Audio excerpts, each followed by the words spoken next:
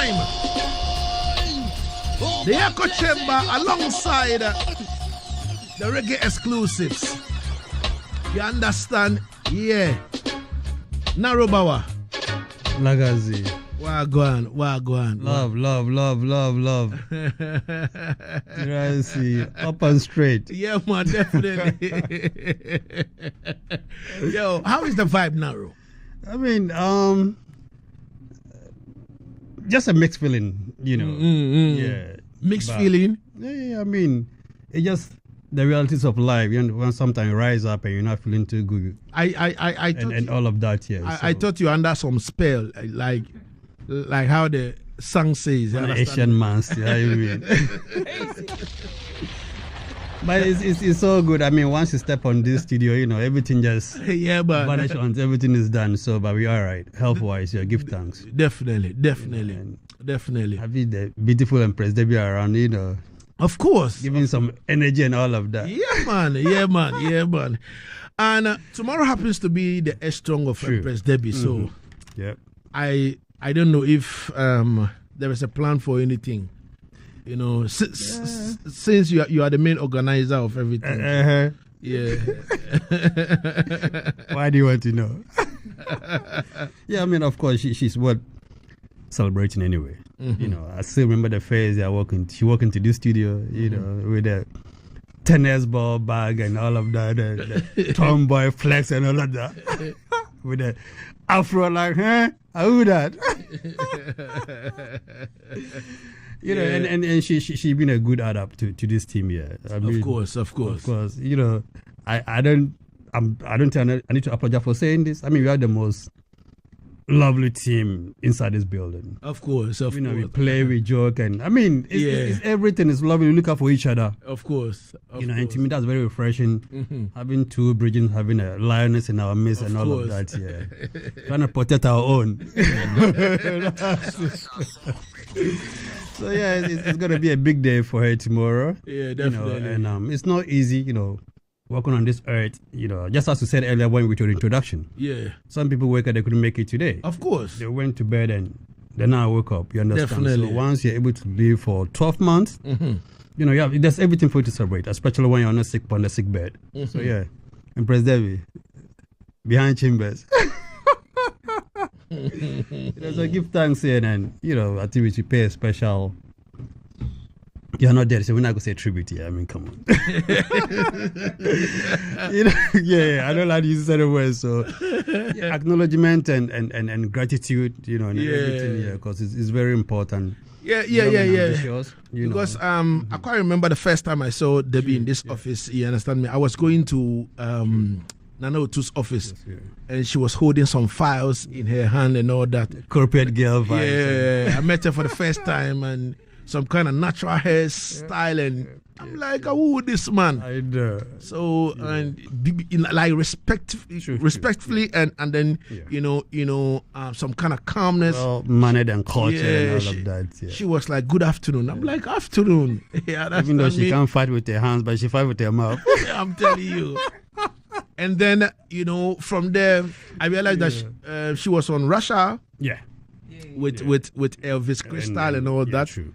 Yeah, and then I don't know what happened, but there was a conversation, and I'm like, yo, listen, you need to come on Yard settings because we deal with natural and all that kind of thing. Reality. We're not to deal with perming and all these things. You understand me? And she was actually build and fit for this show. Anyway, of course, we are Pan-African soldiers. We believe in the reality. Yeah, man, and all these things. So I'm like, yeah, man. Yeah, true. Yeah, I'll discuss with my brethren, Naro, and then we'll look at the way forward. I mean, her energy was of the very first sight of her energy was off the hook. Yeah. I really like her energy. You understand? After the show, I'm actually going to tell her what she wore that day, the face that she walked into the studio. I see. Yeah. You still remember that? Reality. No, I like how you keep records. Man is a walking encyclopedia. How you mean?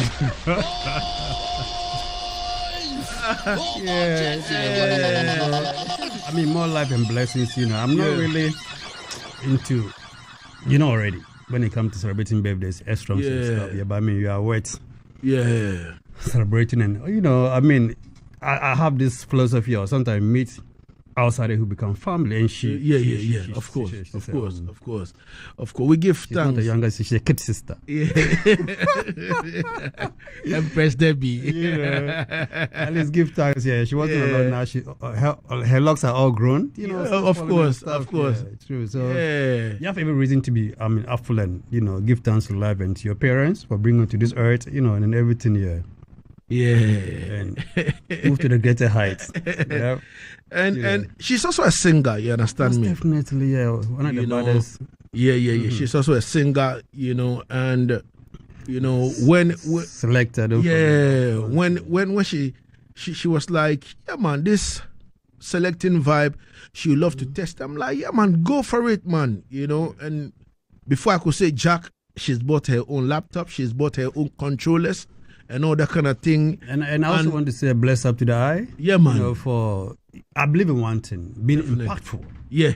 You understand? If in the midst of people I'm not impactful, then there's no need. You give me money right now, spend the money and forget about you. But once I'm impactful, of course. And that's why you've been to being able to push it and definitely. To pick up the next road here, which is very important. When I said that Lagazee Sound International is one hardcore dub plate juggling sound, you understand me? We are also into sound clash and all these things, you understand me?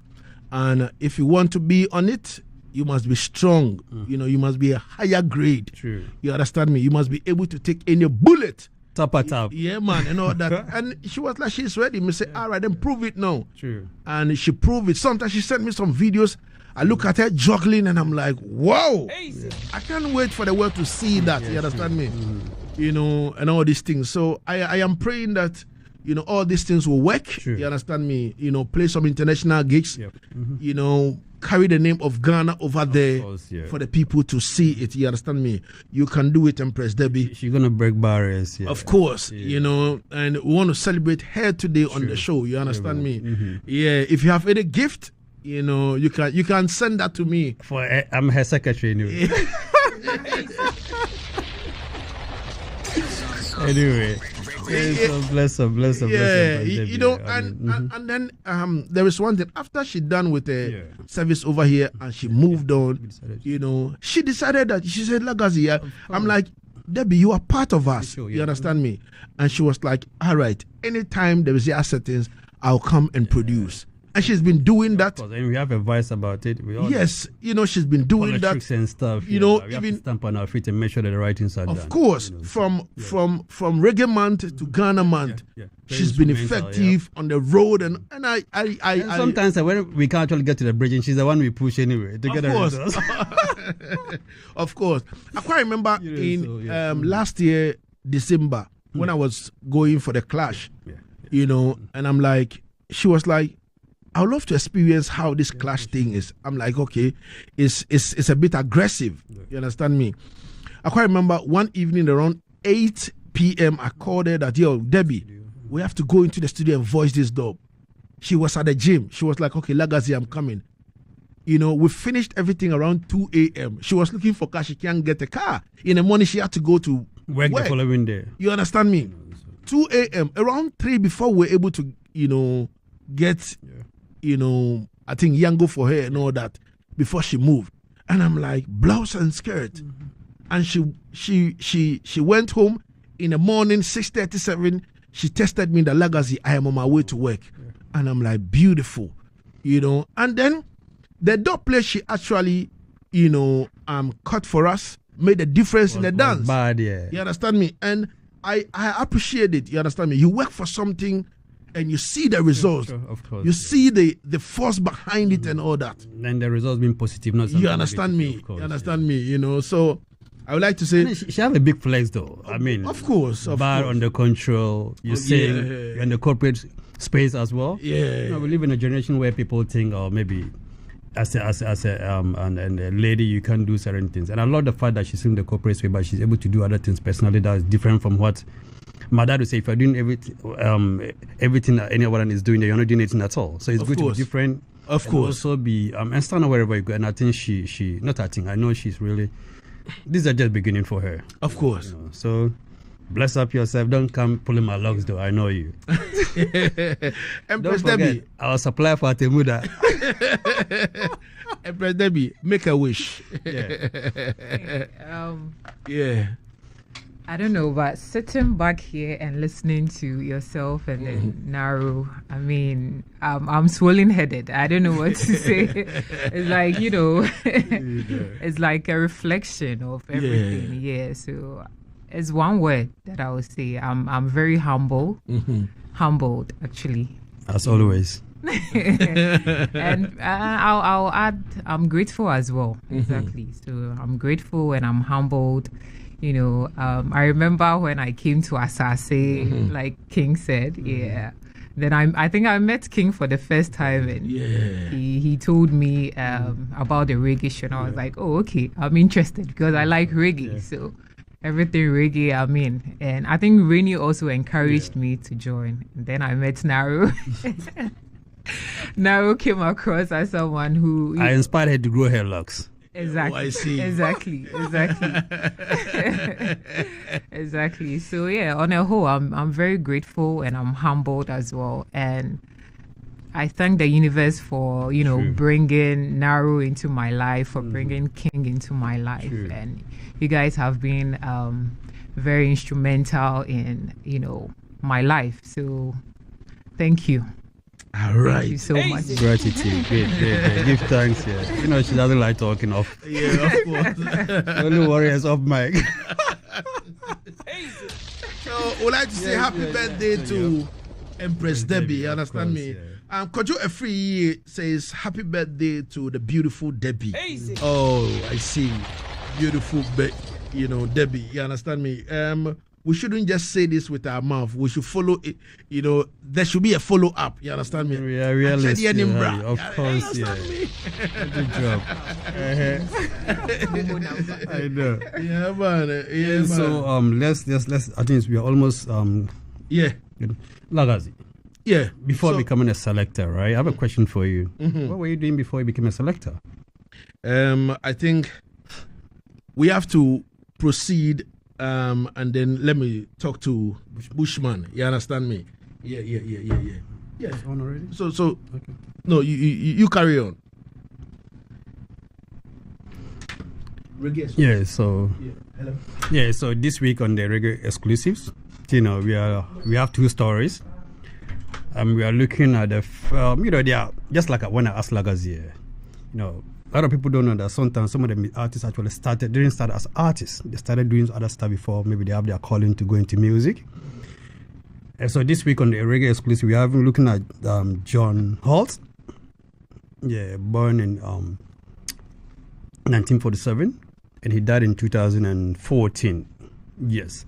Before he became a reggae artist, he was a police officer in the Jamaican police service here before he took the mantle of becoming a reggae artist professionally. And anybody, especially, he's a big man kind of reggae lover. People like Chairman and, the Uncle Kojos. And if you know, people that really love to listen to good reggae music, not just that, So, yes. So, as I said, he was a police officer before becoming an artist. And he passed in 2014 in January. Yes, so the next thing we have to talk about is Theo, please show the image of John Holt on our screen, please. Yeah, so that's John Holt over there. Yeah. So the next item on Reggae exclusive today, when Bob Marley released the Survival Reggae album, which is the most militant and revolutionary reggae album from Bob Marley. No love song, strictly. And it was dedicated to the African continent and all of that. That's when we have Zimbabwe on the album. And that song was released in 1979 anyway. Yeah.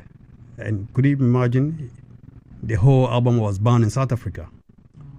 Yeah. You couldn't play the Bob Marley Survival album, any song from the album in South Africa during those days, because of the apartheid system. So here can we have the image of the Bob Marley Survival? Yeah. So there you go. Yes, this was his most militant works. you know, and it was born in South Africa during the apartheid system because of the lyrics and the songs and what Mali stood for and was advocating for too. You know, but I don't know, he came to Zimbabwe to actually play for the independence. Yeah, so which was released in 1979. And in South Africa, at a point, you couldn't play that because of the vibes and the lyrics on this particular album. I mean, I keep telling people, this, if you are a really Bob Marley fan, this is the most militant of his works because there's no love songs from A to Z here. So this is what we have on the Reggae Exclusion this today. So look out for next week. And yes, so you done? Yeah, man, everything good, man. So you want to answer my question now? Then I have to sort out Bushman. Yeah, sure. Making sure that he goes through the... Yeah, we have 7 minutes to go. So yeah, and all that. Mm-hmm. What exactly were you saying? What were you doing before you became a selector? What was I doing before becoming a selector? Yeah.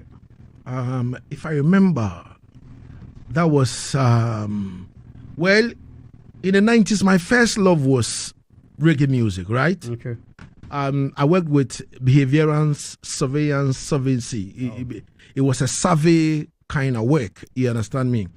Right after that, I was into farming as well. You understand me? You know, Miss Asha. And when it comes to animals, you understand me? You know, so I was into goats and then sheep and all these things. You understand me? Making some money. After that, you understand me? Yeah. And then the issue to do with selecting was kind of, you know, almost every weekend we carry sound system to go play wakey pins and all that kind of thing and all that. You understand me? And then I decided to, you know, start buying my own CDs. You know, around that time it was vinyl and cassette. So vinyl, cassette before CDs, you know, step in. You understand me? So gathering all that. And around that time, you wouldn't have that kind of money to go buy, you know, that kind of CD player. It was very expensive. You understand me? But, you know, as time goes on and modernization and all that kind of thing, we're able to make some good money, you know, to buy controllers and all that kind of thing. So the transition was smooth for you? It wasn't that smooth. No, I am just saying, Naro, it wasn't easy. Naro, it wasn't easy. Playing the devil, I'm playing the angel advocate, so... No, but... You know, to your high-end money, but you are buying vinyls with it. True. You are buying cassettes. You understand me? I still have that. You know, my vinyls and cassettes wouldn't go into the studio. Yeah, I mean, there's a passion for what you have. You understand me? Yeah, you see it. And sometimes, you know, you enter my room and it's all about books and this and that. And my dad will be like, what is going on? So you there, you don't buy anything for yourself. If you have money, you're going to buy a cassette. If you have, you understand me? And around that time, we play cassette on the radio. So you need to rewind it, set everything, arrange everything before you go. So when you go, you know you are playing this, you put it in there, you play it. After that, you put that one in and so it was a whole lot of work. Who started with from a different profession, they ended up doing other things, just like John Holt, you know, became a police officer. And all that kind of thing. Yeah. Then later became you know, I'm into farming still. You understand me? True. I'm into farming still, and you know, what we want to go into largely is cannabis. Yeah. So we are praying that you understand license, me. The license and all this kind of thing, out so that you know. man, we can go into that full time. You understand me? Yeah, man. So I'm being real over here. This is what I want to do. So if the GOD can invest in me, I have almost 57 hectares of land in my hometown. I can it's just a phone call. I'll tell them that, hey, stop everything. You know, me and the GOD, we are coming, and the rest is history. You know, let's talk about reggae. You know, especially in Africa, you can mention 3 African countries that are huge when it comes to reggae. Kenya, yeah. South Africa, and Uganda. Ghana is actually out, unfortunately. What about Gambia? Yeah, in Gambia, yeah. So, yeah, Gambia, right? So imagine South Africa today. There was a time when Bob Marley, even Survival album, was banned in South Africa. And today, the liberation, I mean, they have the most unique sound system when it comes to dance and all of that. So, I mean, the fight has been there for ages. And there are people who paved the way for this generation to actually full joy. You know, their music in South Africa, with a big sound system, all of that. Recently, they have the Catch a Fire Festival, right? Mm-hmm. Yeah. Mm-hmm. So, yeah, we bring all this out for our listeners to, so next week, look out for another reggae exclusives. All right. Naro, thank you so much.